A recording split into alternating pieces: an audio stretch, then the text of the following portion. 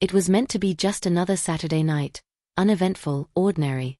I had planned to stay in, enjoy a simple dinner, and decompress after a hectic week. But what unfolded that evening changed everything. Ethan and I had been together for more than 2 years. He was, in so many ways, the man I had always dreamed of, gentle, devoted, and encouraging.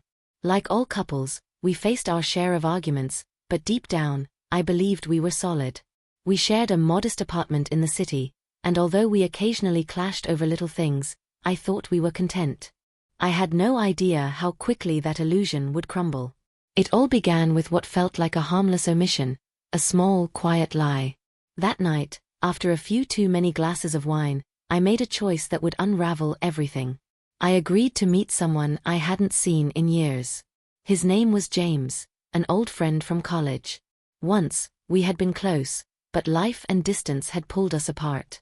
Catching up felt innocent enough. Just a conversation. Just nostalgia. We decided on a bar just a short walk from home, a place I was sure Ethan would never think to look. I told Ethan I had plans with a friend, deliberately vague, carefully incomplete. I convinced myself that being vague was easier, safer. James and I spent the evening laughing, sharing old stories, slipping back into the comfort of familiarity. The connection between us, that easy, flowing chemistry, was still very much alive. It didn't feel like cheating, not exactly. But somewhere inside, I knew I was towing a dangerous line. Our night ended with a warm hug and a promise to keep in touch. Nothing more. But when I walked back into our apartment, the storm had already begun. I came home later than I'd planned.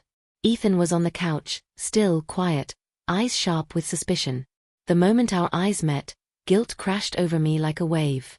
He had always been able to see right through me. "I saw you," he said, his tone flat, controlled. My stomach dropped. My thoughts scrambled. "Where?"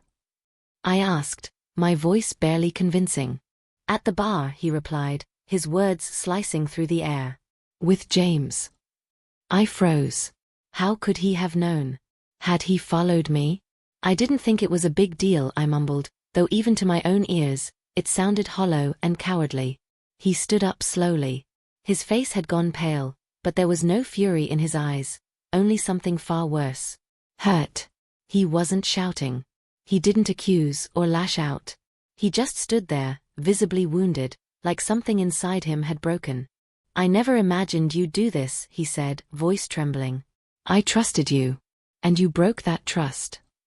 I wanted to explain, to say it hadn't meant anything, to apologize, but my mouth wouldn't cooperate. The weight of what I had done made the words feel meaningless.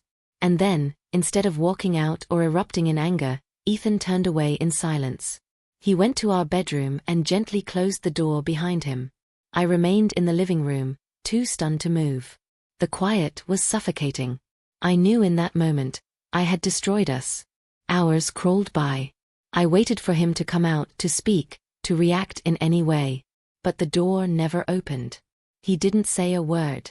I fell asleep on the couch, guilt like a heavy blanket pulling me under. When I woke the next morning, the apartment felt hollow. Ethan was gone. His clothes, his toiletries, the few belongings he kept close, all vanished. A small note sat on the kitchen table. "I can't do this anymore. I can't be with someone who doesn't value me." That was it. No anger. No drama. Just quiet resignation. I never heard from him again. What broke me wasn't that he walked away.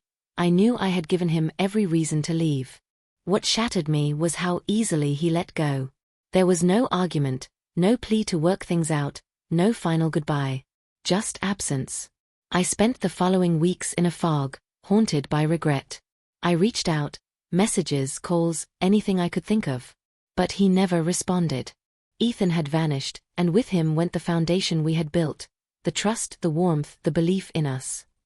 In time, I realized it wasn't the mistake that ended us, it was my failure to fight for him when it mattered most. Sometimes, the deepest pain doesn't come from being betrayed. It comes from the stillness that follows, from knowing the person you love has already decided to let go, long before you ever did.